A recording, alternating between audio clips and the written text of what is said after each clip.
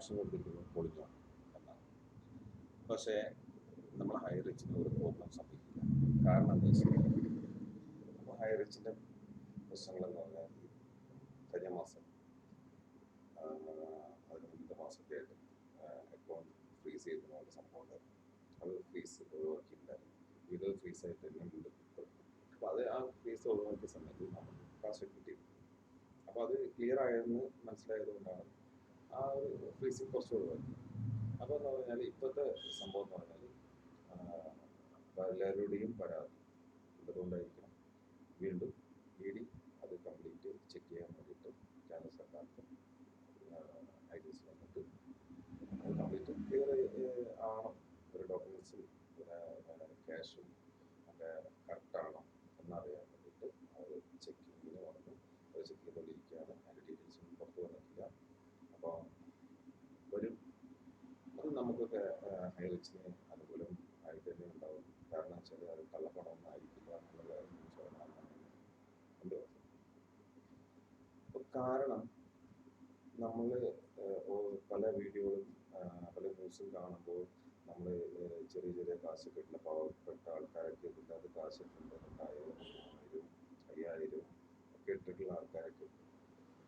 അപ്പോൾ അവർക്ക് ആ തുച്ഛമായ വരുമാനം കൊണ്ട് ജീവിച്ചു പോകുന്ന ഒരു സ്ഥാപനമാണ്. ഇതുവരെ ഒരുപാട് പ്രശ്നങ്ങളൊക്കെ, ഒരുപാട് സാമ്പത്തികമായിട്ടുള്ള ബുദ്ധിമുട്ടുള്ള ഫാമിലിക്ക് ഒരുപാട് സഹായം ആയിട്ട് മുന്നോട്ട് വന്ന ഒരു കമ്പനിയായിരുന്നു. അപ്പോൾ അതിനെ തകർക്കാൻ വേണ്ടിയിട്ട് ഒരുപാട് ആൾക്കാർ അതിൻ്റെ പിന്നിലുണ്ട്. അവരൊന്നും നമ്മൾ നോക്കണ്ട, അവരത് എണ്ണി പറയുന്നില്ല. കാരണം എന്ന് വെച്ച് കഴിഞ്ഞാൽ വേറെ ഒന്നും കൊണ്ടല്ല. കാരണം നമ്മൾ അവരെ പിന്നാലെ പോകേണ്ട ആവശ്യമില്ല. അങ്ങനെ വലിയ വ്യക്തികളെ പറ്റിയൊക്കെ പല ആൾക്കാരും പലതും പറയണം. അപ്പോൾ അതുകൊണ്ട് അങ്ങനത്തെ വ്യക്തിയെ എന്ന നിലയിൽ ഹൈ റിച്ചിനെ കണ്ടാൽ മതി. ഹൈ റിച്ച് എന്ന് പറഞ്ഞാൽ ഹൈ റിച്ച് തന്നെയാണ്. പിന്നെ ഹൈയിലേക്ക് പോകാനുള്ള ലോ റിച്ച് ഒരിക്കലും ആവില്ല. അങ്ങനെ ഉറപ്പാണ്, 100%. കാരണം ഇതിനകത്ത് ഒരുപാട് പാവപ്പെട്ട ആൾക്കാരെ കാശ് പണക്കാരും ഇതാണ് ഞാൻ പറയില്ല. അപ്പം കാശ് എല്ലാവരും കിട്ടും. അപ്പം കാശിൻ്റെ പിന്നെ എന്താ പറയുക, ഒരുപാട് പ്രശ്നങ്ങൾ വരുന്ന സമയത്ത് അപ്പോൾ അത് ക്ലിയർ ആയി കഴിഞ്ഞാൽ, നമ്മളിപ്പോഴത്തെ ഇ ഡിയുടെ സംഭവങ്ങൾക്ക് ക്ലിയർ ആയി കഴിഞ്ഞാൽ പിന്നെ വേറെ എന്താ ചെയ്യാൻ പറ്റുക? ഇനി വേറെ ഒന്നും ഇല്ല. അത് ക്ലിയർ ആയി കഴിഞ്ഞാൽ അതിൻ്റെ എല്ലാ കാര്യങ്ങളും ശരിയായി. അപ്പം കറ കളഞ്ഞൊരു കമ്പനിയായിട്ട് ഉയർത്തെഴുന്നേക്കും ഉറപ്പായിട്ടും ഹൈ റിച്ച്. ഹൈ റിച്ചിന് ഒരു കയ്യേ ഉള്ളെങ്കിൽ 2 കൈയായിട്ട് പുറത്തേക്ക് വരും. കാരണം കറ കളഞ്ഞ ഒരു നല്ലൊരു കമ്പനിയായിട്ട്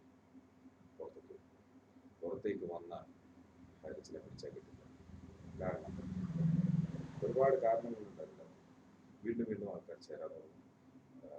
അതുപോലെ തന്നെ ഇതുവരെ കിട്ടാത്ത ഒരുപാടൊക്കെ പേയ്മെൻറ്റ് കിട്ടി തുടങ്ങും. അപ്പോൾ എല്ലാവരും ഹൈ റിച്ചിന് വേണ്ടി പ്രവർത്തിക്കും. കാരണം നിങ്ങളെ സാമ്പത്തികമായിട്ട് പ്രശ്നിക്കുന്ന ഒരു കമ്പനി. ഇപ്പം നമ്മളിപ്പോൾ ഏതൊരു കമ്പനിയായാലും ഏതൊരു ബാങ്കായാലും അവിടുത്തെ സ്റ്റാഫുകളും അതിൻ്റെ മാനേജർമാരും സിഒമാരും ഒക്കെ ഉണ്ട്. അപ്പോൾ അതുപോലെയൊക്കെ അവരൊക്കെ കാണുക. പ്രതാപ്, സീന, ഇവരെയൊക്കെ അതുപോലെയൊക്കെ കാണും. അതിൻ്റെ എന്താ പറയുക, സീന മാഡത്തിൻ്റെ താഴെ ഉള്ള കുറേ ഒരുപാട് പേരുണ്ട്. അവരൊക്കെ ഡെവലപ്മെൻറ്റ്സ് ചെയ്തുകൊണ്ടാണ് ഈ ഹൈ റിച്ച് ഇത്രയും നല്ല രീതിയിൽ പ്രവർത്തിച്ചതും മുന്നോട്ട് പോയതും. ഒരുപാട് ആൾക്കാർക്ക് ജോലി, എന്താ പറയുക, കൊറോണ സമയത്തൊക്കെ എന്ന് പറഞ്ഞാൽ ഒരുപാട് കഷ്ടപ്പെട്ട് നിൽക്കുന്ന സമയത്ത് ഈ പ്രസ്ഥാനം കൊണ്ടാണ് ഒരുപാട് വീട്ടിൽ കഞ്ഞി കുടിച്ചു പോയത്. അതുകൊണ്ട് ഞാനും ഒരു സാധാരണക്കാരനാണ്. അതുകൊണ്ടാണ്. അപ്പോൾ നിങ്ങൾ ഓരോരുത്തരും ഹൈ റിച്ചിൻ്റെ കൂടെ എപ്പോഴും ഉണ്ടാവണം.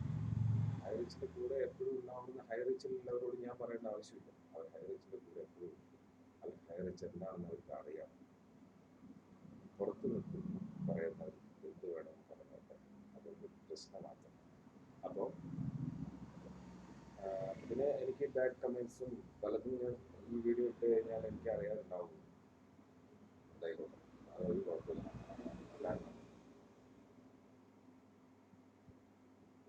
എന്ത് പറയാൻ ഉള്ള ആൾക്കാരോട്, നമ്മുടെ ആൾക്കാരൊക്കെ, അവരോടൊക്കെ ഞാനൊന്നും പറയണില്ല. കാരണം അത് അവർ പറഞ്ഞു, അവർ പറയണൊക്കെ പറഞ്ഞോട്ടെ. അപ്പം ഞാൻ ഈ വീഡിയോ എത്ര പെട്ടെന്ന് പബ്ലിഷ് ചെയ്യുന്നു. അപ്പം നിങ്ങളെല്ലാവരും ഹൈറിച്ചിന് കൂടി ഉണ്ടാവണം. വീഡിയോ എല്ലാവരും മുഴുവനായിട്ട് കാണാം.